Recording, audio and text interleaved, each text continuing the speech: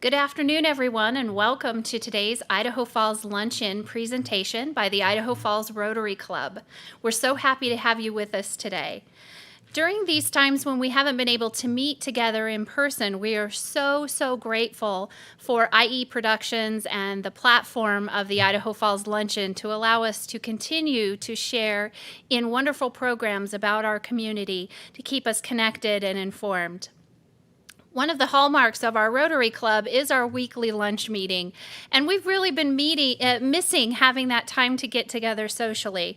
But one of the things that we've done as a club to help support our community is to partner with the Dixie's Diner, our caterer, to continue to provide the luncheons we would normally have for our meetings and donate those to the Idaho Falls Soup Kitchen. So during the pandemic to date, we have donated nearly 4,000 meals to individuals in our community through the Soup Kitchen in partnership with Dixie's Diner. And we're really happy to continue to do that and support our community. Well, I hope you're enjoying your lunch today and while you're with us. And on that note, I will turn our time over to our program chair for the month of October, Catherine Smith, to introduce today's speaker. Thank you, Michelle. It's wonderful to be back with you all again today. And I'm thrilled to have Teresa McKnight with us here from Rotary. So I'm going to just jump into her bio because it's fascinating.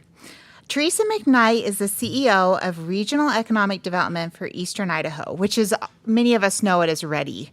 McKnight is an entrepreneurial-driven executive with more than 25 years experience in the development of innovation districts, business incubators, and regional economic development.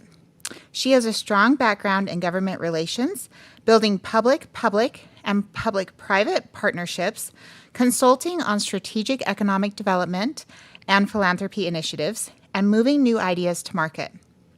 She is passionate about building long-lasting relationships between business, industry, university, government, and community.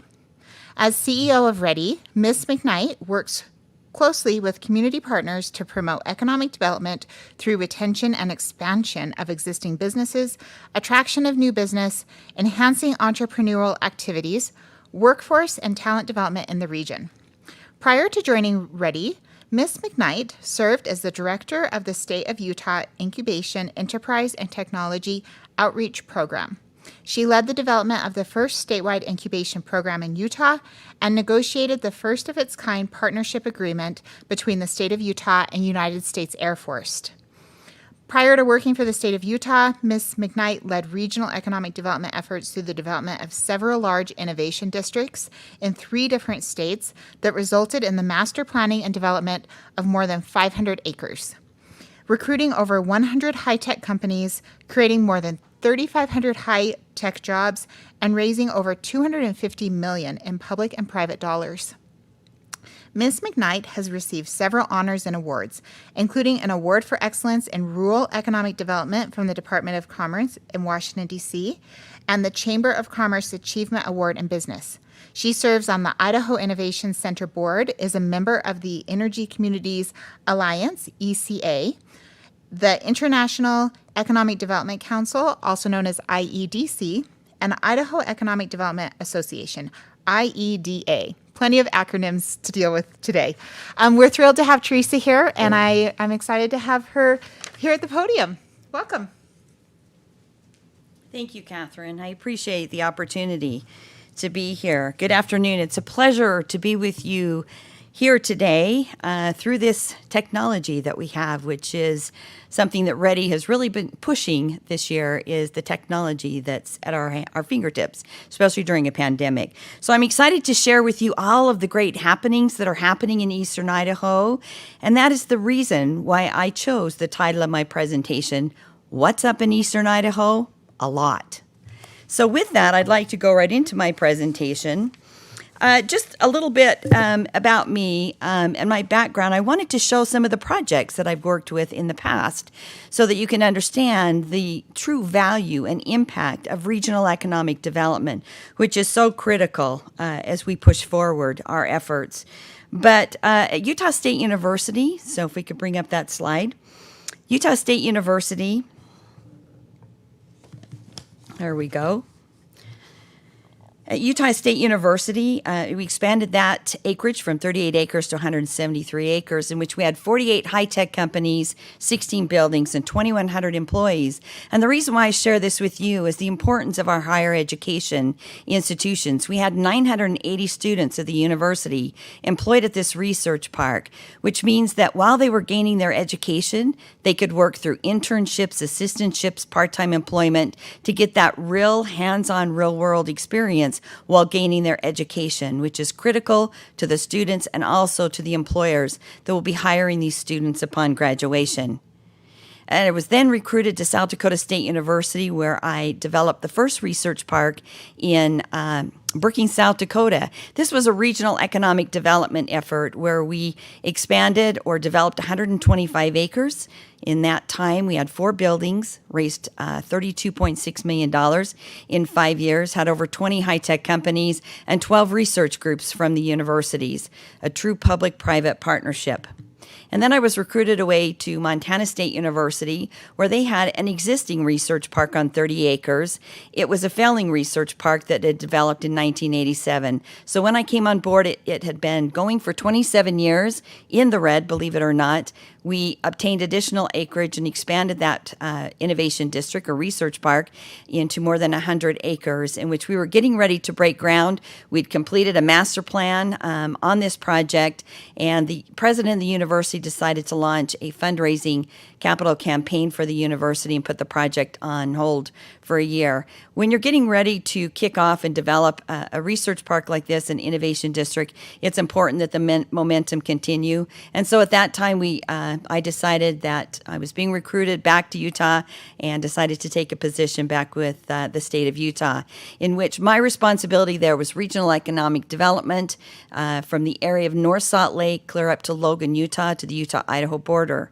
And with that, it was the universities to collaborate and work together, as well as the Hill Air Force Base, United States Air Force, to work together with the public and the private sector as well. So it was just a great project in which most of you have probably seen this building from I-15 Interstate outside the west gates of Hill Air Force Base. It was the first state-ran incubator prototype lab to be developed in Utah.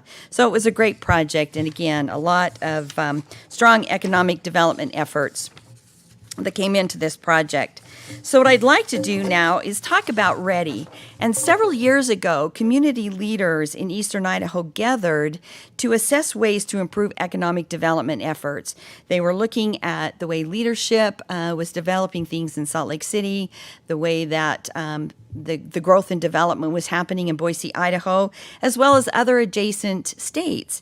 And they continued to see the growth in companies, that companies would be looking for areas in which they would have an array of assets, a favorable regulatory climate, abundant resources, a ready workforce, strong universities and colleges, and a low cost of living.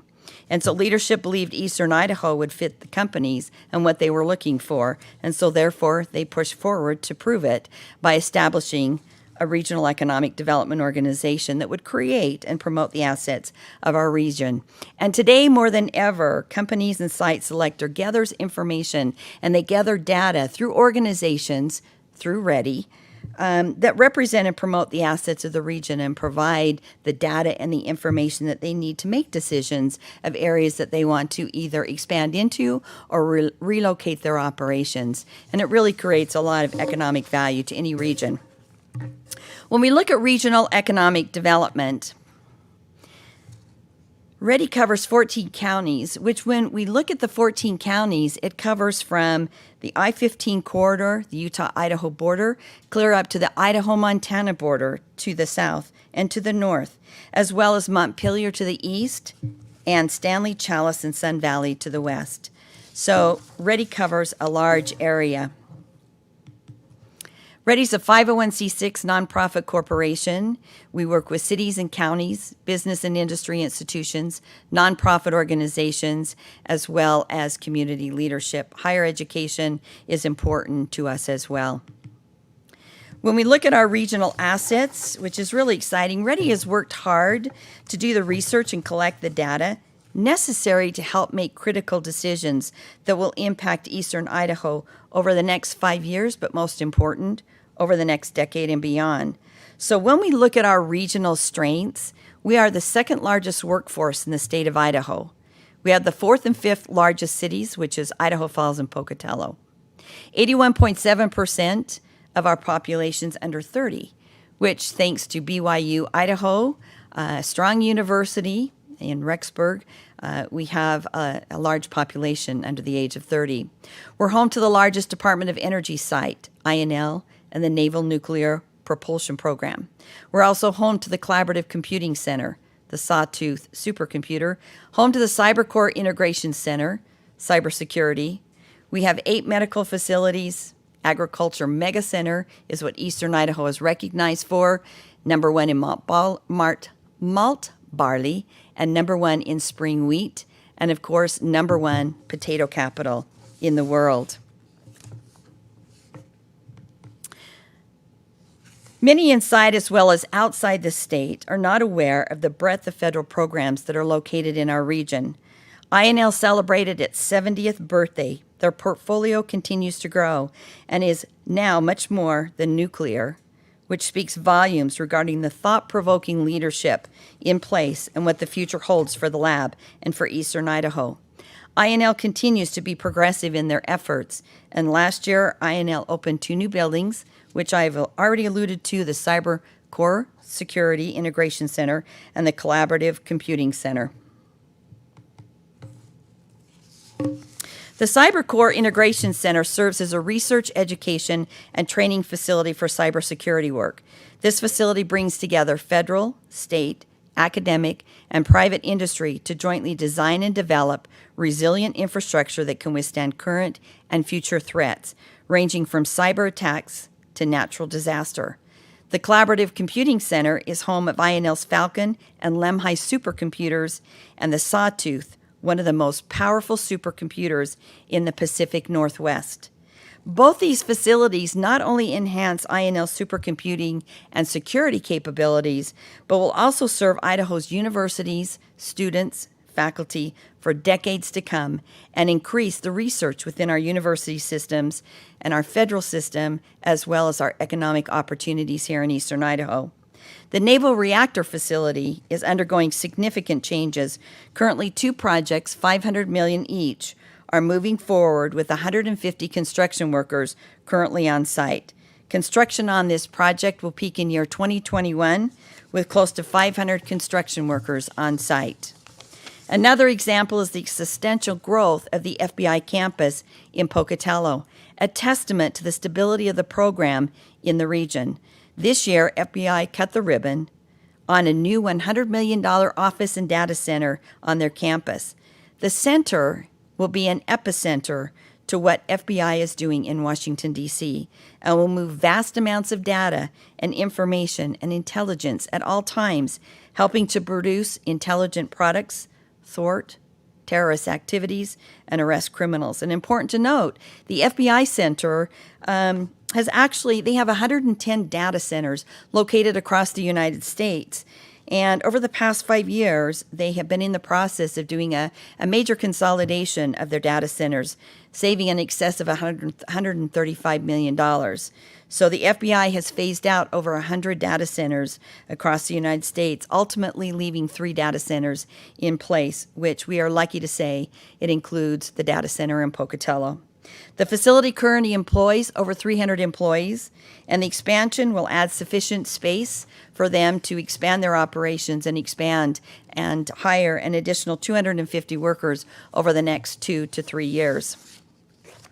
We now need to talk about what happens on our regional strengths and assets of our university systems.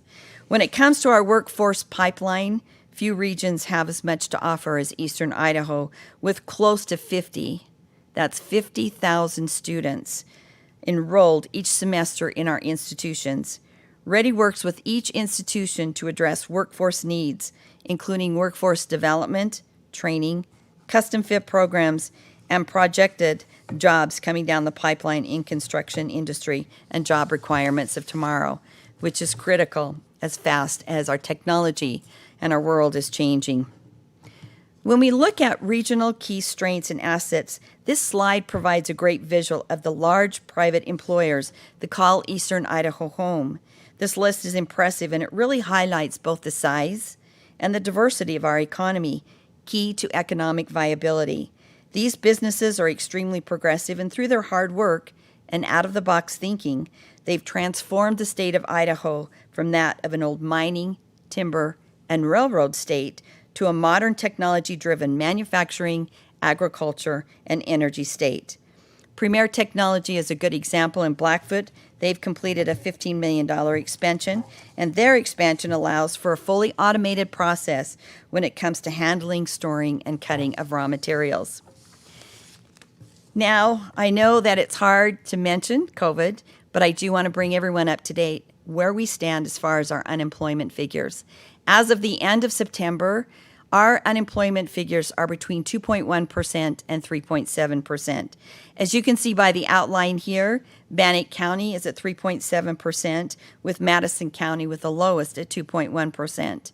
The state of Idaho, as a state, stands at 4.2% unemployment, and we are one of 3 of the lowest unemployment states in the United States. Our neighboring state of Utah has beat us by 0.1%.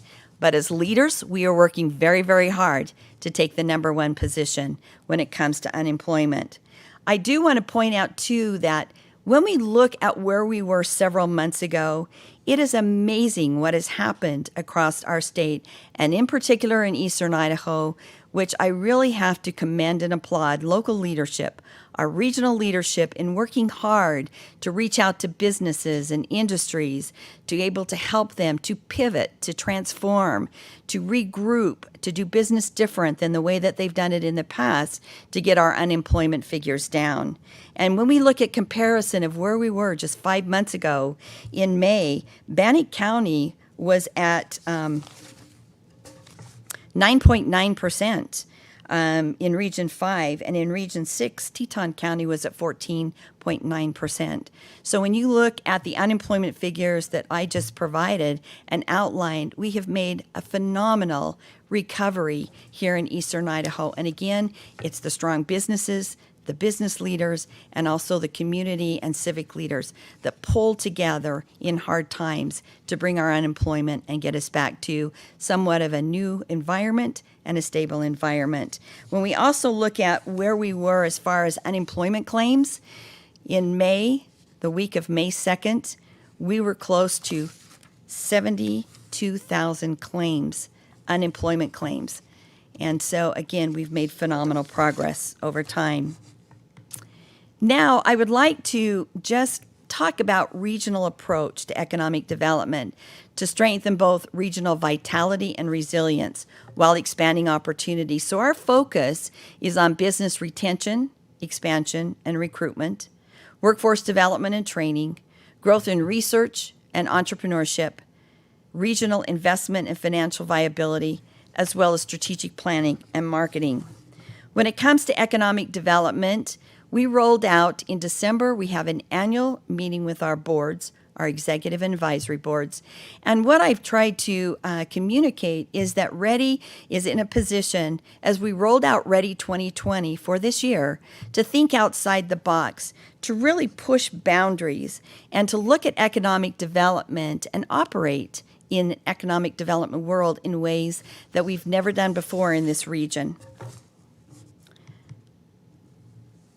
When we look at Eastern Idaho's strengths, they reside in areas as outlined here: advanced manufacturing, agriculture, banking and finance, energy, healthcare, information technology, in particular cybersecurity, outdoor products, and recreation. Eastern Idaho's strengths are cluster economic activity, is what we refer to. It's really not a new concept. It's recognized globally. But it's a method of expanding and diversifying local economies. And within that cluster, we talk about targets, which I just identified are 7 targets. Those targets represent segments of the economy where competitive advantages exist, prospects for future growth are greatest, and return on investment is highest. So it makes sense that a region strategically targets sectors with the greatest potential to create new jobs, raise income, and create ecosystems where industry and business flourish as they complement existing workforce needs, research capabilities, infrastructure, and of course, other resources. When we look at advanced manufacturing, it accounts for 6% of the state's total workforce. Advanced manufacturing in eastern Idaho is one of those sectors that many may not appreciate, but it really helps to diversify our economy. It is a top contributor to the regional GDP, and in 2019, advanced manufacturing contributed about $775 million, roughly 12% of the regional GDP. When we look at what's called a location quotient, the location quotient is a measure of the industry job concentration in a given area relative to the national levels. A location quotient equal to 1 indicates that the concentration of a particular region aligns with the national concentration level. A number greater than 1 indicates that there is a higher concentration of occupation relative to the nation, and it hints at the specialization of that occupation in a given region. I know that's a lot to take in, but the concentration of advanced manufacturing jobs, particularly in southeastern Idaho, is 18% higher than the national level and higher than any other region in the state. So Region 5 is at 1.18, which again is above the national average and the highest in our region. Today's advanced manufacturing companies build everything from precision instruments to advanced materials, and they produce high-tech products and processes dependent on intellectual capital. So a lot of our advanced manufacturing companies are holding patents to the technology they've developed. So I hope that gives you a good view and a way of looking at manufacturing, that it's not the old manufacturing that we know, but it's really innovative and cutting edge. And we've got a lot of manufacturing companies in eastern Idaho that have actually produced patents to the technologies they've developed. They're truly on the cutting edge. When we also look at the agricultural side, Eastern Idaho region produced $1.84 billion in commodity sales, one of the region's most viable sectors and enterprises. But agriculture is one of the oldest industries in the world and one that has undergone significant transformation in its workforce over generations, from a workforce comprising of primarily household, unpaid family members to one dominated by hired labor. A declining supply of farm workers in recent years has accelerated automation of work traditionally done by manual labor, and agriculture is rapidly transforming into a tech precision industry. The industry has seen advances in machinery, driverless tractors through GPS-controlled systems, also enhancements in seed production and development of smart irrigation systems. There are systems that help farmers track moisture in the soil in real time to avoid overwatering or underwatering their crops. Most recent, artificial intelligence, and no one would have ever thought artificial intelligence would be used in agriculture, but AI has come into play along with other emerging technologies to further increase yields, improve the efficiencies of watering crops, and build sustainability and resilience across crop cultivation. Also, large manufacturers developing precision controls that make use of satellite imagery and vehicle-to-vehicle connections to improve the efficiencies of field equipment. And the world's largest fertilizer distributors are actually now offering both fertilizing agents and software that analyze field data to help farmers determine where to apply their fertilizers and in what quantity. And other examples include offering farmers innovative products that make use of technology and data to improve decision-making and thereby increase their yields and, of course, their profits. But data collected from autonomous tractors will seamlessly flow to computers controlling irrigation devices, which in turn will be able to use weather station data to optimize irrigation plans. It's pretty phenomenal to see what is happening in our technology world. There's handheld systems to track animal health, brand inspection, trace livestock, and track reproductive management. Agriculture, one of the oldest industries, finds itself at a technological crossroad.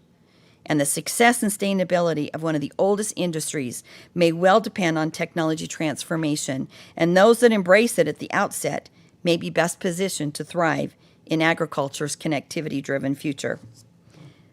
In addition, a sector we identified was banking and finance. It plays a major role in eastern Idaho's economy, and it has a large employment base. Banking and finance are on the cutting edge of developing new technologies. And who would have ever known that you can do 24/7 mobile banking? You can have your bank in your mobile wallet, right in your back pocket, and you can video chat and have face-to-face with any service provider within the banking and finance industry. It's pretty exciting to watch the evolution of banking and finance. Another sector, energy. Eastern Idaho is uniquely positioned to be known as the renewable energy capital of the world. There's few places in the world where you will find biomass, solar, wind, hydro, and nuclear energy. And eastern Idaho is well known for energy. The growth potential, however, is substantial as we look at projects coming down the pipeline over the next 5 to 10 years and beyond. Small modular reactors, microreactors, versatile reactors are coming to the region, which will bring additional companies needed to support this new technology being developed. Idaho National Lab is also at the forefront of battery technology and research development of reactor fuels that are safer and more efficient. So we're proud of the fact that 82% of the energy generated in Idaho is carbon-free, meaning that Idaho ranks number 2 in the nation in this regard. When we look at the Idaho National Lab and NuScale's first-of-its-kind small modular reactor, along with the Center of Advanced Energy Studies, CASE, and 5 universities working together, eastern Idaho is the perfect place to be the mega hub of renewables, a living lab to energy generation. Healthcare. When we look at healthcare, 86 healthcare facilities with 6,000 employees, 2,400 medical providers. One of the fastest growing sectors in eastern Idaho is healthcare. Very few cases are referred to Salt Lake City due to the medical capabilities and facilities that eastern Idaho provides. And a great example of this trend is we have the only burn center at Earmark in Idaho Falls that covers Idaho, Wyoming, Montana, and North Dakota. So instead of referring patients to Utah, the medical facilities in eastern Idaho are seeing patients referred in surrounding communities and in surrounding states.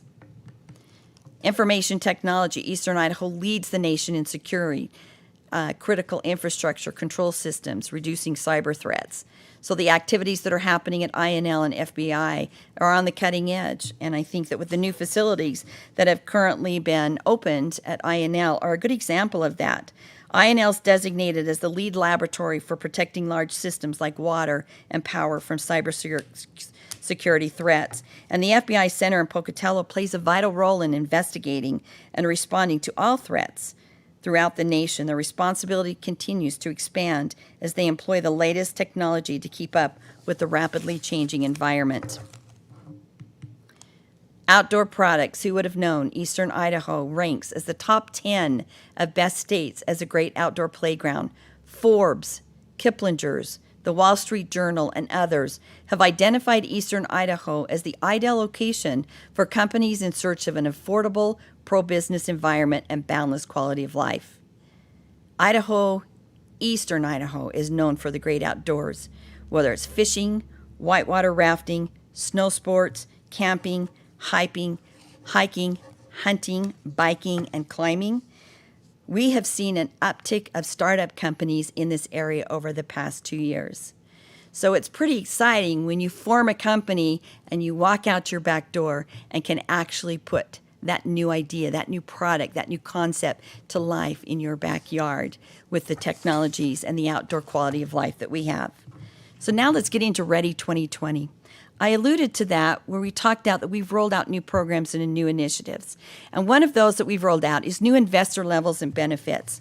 We wanted to make sure that we had various levels of benefits.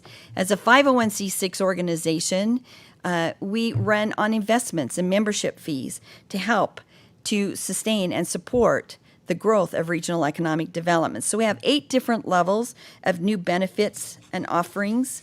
And we also rolled out what is called the Eastern Idaho Roots Program. That program was rolled out with the goal twofold. Number one, to provide a central job posting site where employers across Eastern Idaho can promptly post open job openings and connect with job seekers pursuing employment in Eastern Idaho. And number two, where employees can quickly search for open employment and career opportunities in Eastern Idaho. The Eastern Idaho Roots program was established to not only help employers recruit and retain a highly skilled workforce, but it's also a great outreach program to recruit and seek those desiring to come back to Eastern Idaho opportunities to seek and gain successful employment. We also rolled out what is called the Shovel Ready Sites program, and I'll talk about that program in just a few minutes. We also rolled out the Eastern Idaho Incubation, Entrepreneurship, and Incubation Alliance, EI Squared. And EI Squared is really to grow entrepreneurial activities and startups in our region. We hold quarterly events where entrepreneurs can come, help them to push their ideas to market, help provide a platform where they can share experiences. You know, you get entrepreneurs in the room and they start talking about some of the challenges that they have, and they realize they're not alone when they talk with fellow entrepreneurs. And so it's really a great place for entrepreneurs to network so they can talk about challenges and how they got over those challenges. Also provide opportunities to build partnerships.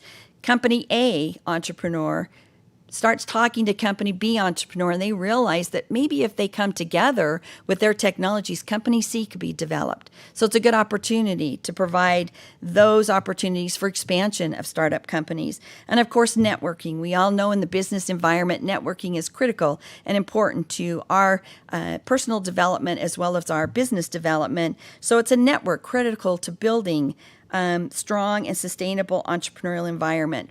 We brought organizations together under EI Squared, removing those silos and saying, you are supporting entrepreneurs, but if we can all group together and provide a strong ecosystem for the entrepreneurs of removing those silos and working together, we have a stronger ability for stronger mentorship. We have a stronger ability of offering more facilities with collaborative working spaces, equipment, programs, connections, partnerships, also pitch contests that we want to eventually do. And then that allows, as our entrepreneurship and startup company activities increase, it will now bring in angels and venture investors that will seek those startup companies in Eastern Idaho. We also rolled out the Economic Development Roundtable Group, our economic development directors across the region in all of the municipalities. It's a new format, and we meet monthly. And I think what's really exciting about this, one example is we work really hard with all of our municipalities. But for example, Idaho Falls, we work with Dana Briggs, and Dana, of course, is recruiting companies into Idaho Falls. But there are companies out there that reach out to regional organizations like Ready or through the Commerce Department. And so we reach out to those economic development directors like Dana, in which we can say this company has interest in Idaho Falls, Rexburg, and Pocatello, and work with them to put together the information that the companies are seeking through what they call an RFP process. So we work in collaboration with Idaho Falls Economic Development Department, and it's a strong and very successful collaboration. We're excited to work with them. But it really provides also this ED Roundtable open discussions. What's going on in our communities? What can communities offer and support each other to do? We also have to realize that these companies looking at different regions, they want to look at how do you leverage regional assets? How do you leverage regional resources? Are you working in collaboration? They want to see this. So we put together an ED plan, which is objectives, which is our action, measurements, which is accountability for economic development, and what are outcomes, which really measures our performance as a group of economic development directors across the Eastern Idaho region. In addition to that, we rolled out a new website on May 4th. It's more informational and data-driven. It promotes our region. It promotes our communities. It has an economic dashboard. We've targeted industries, so each of the 7 sectors that I spoke about earlier are highlighted on this website. And also on the front page, there's a map of the state of Idaho. On the state of Idaho, it outlines Eastern Idaho, and next to that map, it lists 14 counties. If you click on each of those counties, it will pull up a PDF file that gives you the data, GDP, any information that you would want to seek to know more about what's happening in each of the counties within our region. Some of you may have already looked at our website and said, wow, on your main page, you've got a lot of information. We purposely did that because site selectors and companies go in and out of regional email websites all the time.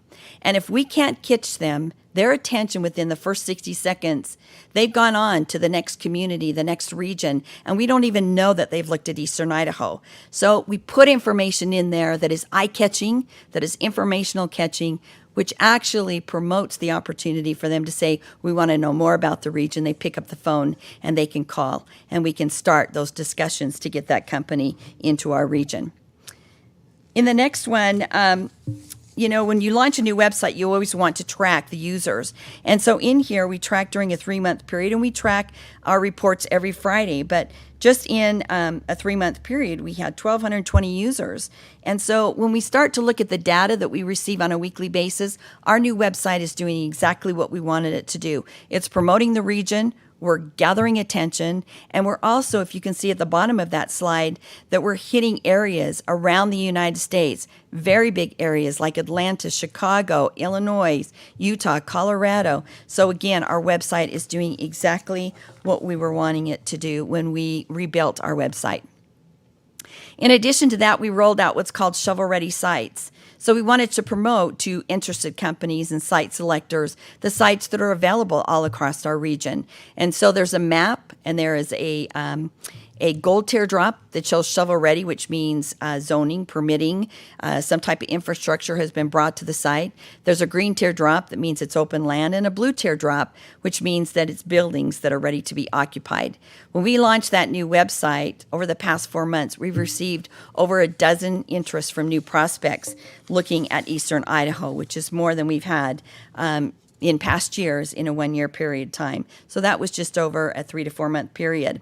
In addition to that, I want to talk about a program that is not a new program. We didn't launch this program, but it's a program that needs to be paid special attention to in Idaho, and I'll tell you why in just a minute. It's the SBIR STTR program, and SBIR stands for Small Business Innovation Research Program. And it's really, there's a lot of federal dollars that are out there to help companies that have an idea that's commercializable, that can actually be transferred to the marketplace, to fund those ideas and those concepts. The STTR program is a Small Business Technology Transfer Program, which means that as a small business, if I collaborate with research institutions like INL or any of our university systems, then through that public-private partnership, I can get funding through this program. There's $3.7 billion in funding that's available to small businesses each year. And READY, in partnership with others in this program, are working together to strengthen and grow this program. I worked in this program when I was in Utah, when I was in Montana and South Dakota, and here's why I'm telling you on this slide really gives you a good example of what's going on.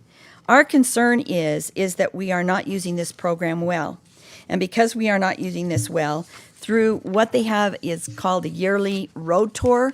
So the federal managers in Washington, D.C. get on a bus and they travel across the United States. They stop in the Rockies, which includes Montana, Idaho, Utah, and Wyoming. This year it was virtual. But basically, they sit down with startup companies and help them make an elevator pitch to get this type of funding. Where we are right now is that Utah leads the way. Over the past 3 years, Utah has been the leader in close to 87 in 1-year grants. We have a gap. Montana is the second with 32 in 1 year. Wyoming ranks third with as high as 10 grants in 1 year. But Idaho ranks last, as high as 7 in 1 year with only 3 grants that were actually approved through this program. So we're working in partnership to increase SBIR, STTR activities in Idaho in support of growing research and entrepreneurship activities. So it's not just in Eastern Idaho. READY wants to be a strong collaborator across the state of Idaho and work together to get these numbers up. Our goal is to be number 1 position, but even if we get into the 2nd position, it's still better than last. And if it increases our research and startup activities here in Eastern Idaho, we've done our job. And so that's why it's important that we all work together and collaborate together on this program. So when we look at Eastern Idaho as an energy, 82% of the energy, but when you look at 6 of 9 nuclear projects have been approved. So we formed the Nuclear Consortium. And through that Nuclear Consortium, it's bringing Idaho National Lab, UAMPS NuScale, our Naval Reactor Facilities Group, as well as Floor Together. We've mapped out all the projects, the 6 of 9 that are coming down the pipeline. We've mapped out the timelines. We've mapped out the requirements, not only from the construction workforce requirements, but once the facilities are completed, what the requirements of the professional workforce looks like. We formed subcommittees, which is a housing subcommittee, a workforce subcommittee, an infrastructure, and also a training subcommittee. And we're working together to build a strong supply chain in eastern Idaho in support of these efforts. When we look at the Naval Reactor Facility, the Spent Fuel Handling Facility, 2 of those, the construction has started in spring. It's when it started ramping up. And I talked about the 2 projects that are currently under construction and 150 construction workers on site, where they're going to peak with 500 construction workers in 2021. When INL, NuScale, UAMPS, and Fluor come together, we are looking at construction starting or ramping up in 2021. And then once we look at the peak cycle, it's between 2024 and 2026 with approximately 5,000 construction workers on site. Once completed, approximately 1,300 full-time positions will be required under the operations, which will be facility staffs and PhD level positions.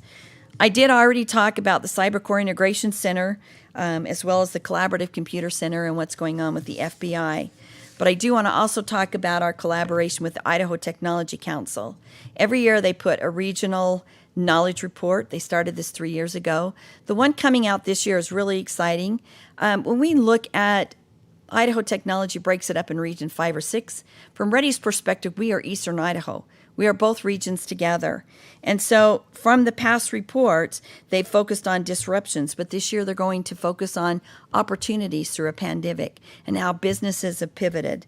So in this, in the information that we've put together for this report for eastern Idaho, we are looking at all of the companies that have been change agents that have come through this pandemic and done some pretty phenomenal things in pivoting and changing the way they do business. Also defining our industries, our opportunities, our challenges, and also what are our visionary goals going forward as an eastern Idaho region. And then, of course, some of you were able to join us during the conference that we just spun out October 8th, which is What's Up in Eastern Idaho. We brought together the governor, our DC senators, our presidents of our university, and strong leadership all across eastern Idaho to talk about we mean business when we do business here in eastern Idaho. And so this conference will be held every year in October. Our first one was just held in October 8th. It was a success. We had 117 attendees. But also, and I really want to emphasize that, because the importance is that we all work together. We remove the silos because it needs to really be built on a diverse voice of working together in pursuit of common goals to better eastern Idaho's future. It's really important that we foster collaboration across jurisdictions and across economic ecosystems. It's important that we unite our resources, reduce duplication of efforts, that we strengthen collaboration, again removing those silos, and we sell southeastern and eastern Idaho, our region first. Our focus has been business retention. We do not forget about the businesses that have built our region and continue to keep us strong. Also, the talent and workforce pipeline. We're driving leadership's efforts to accelerate job growth and provide upskilling our community's workforce through education, training, development, and opportunities. Business attraction. We are recruiting regional economic development in eastern Idaho every single day to new prospects. Business retention and recruitment, but as well as strong entrepreneurship and innovation ecosystem. We are developing new programs and pull together organizations and leaders to provide support, mentorship, facilities, and funding to support growth of entrepreneurship and startup in eastern Idaho. And it's a community outreach. We've listened, we hear you, and we're working hard to make a difference as an organization.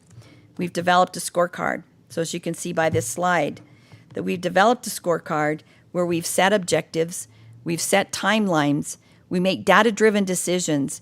That's regional growth, regional success. We use measurable, attainable goals, tracking our progress, and measuring our outcomes.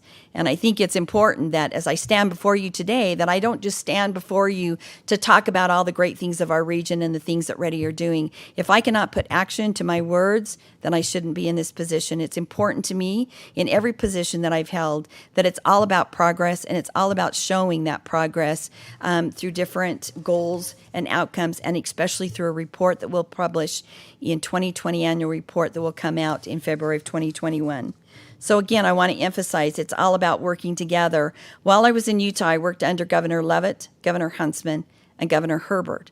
And I remember Governor Huntsman pulling Utah leaders together. And with my position at that time in Utah, I attended this meeting. There were over 1,000 leaders in this large ballroom. And I remember Governor Huntsman standing before us saying, we are now working together. In order for Utah to compete with the nation, and in order for us to bring new businesses into our state, we've all got to collaborate and work together and remove the silos. And if you have difficulty in working in that environment, there's the door.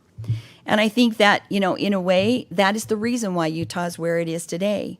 And I think that the opportunities that we have in Eastern Idaho, I've already seen it in the 12 months that I've been here. Leaders coming together, removing the silos, collaborating together, businesses that compete, not only compete together, but they also collaborate together. And that's what it's all about in building a strong region in Eastern Idaho. So it's all about the world of economic development changing. Today, more than ever, city and county business and industry and education leaders must work together, not only to prepare and plan, but to execute in order to compete in a very strong, fast-moving, competitive global environment. And together with your investment, your support, your commitment to be a partner and work together, we can and we are building a strong, competitive region. So with that, here is my information for contact, working together to build a diverse and sustainable regional economy in Eastern Idaho. And I want to thank you for your time, and we'll take any questions if time permits. Teresa, we do have a couple of questions for you. Great. The first question is our low unemployment making it difficult for companies to hire enough people so that they can grow? So I think our unemployment, when we look at the diversity of our region, that there will always be that competition, and there will be different times where employers will find difficulty filling positions. So I think that's why it's important that we work with our educational systems in which we help to upskill and re-educate our workforce to fill those positions, which we've put together several programs that we're rolling out in 2021 to help increase that opportunity. So that will always be a problem in a region. Every state experiences that to try to fill positions. But I would have to say that it really shows the health of our region by keeping those unemployment numbers low.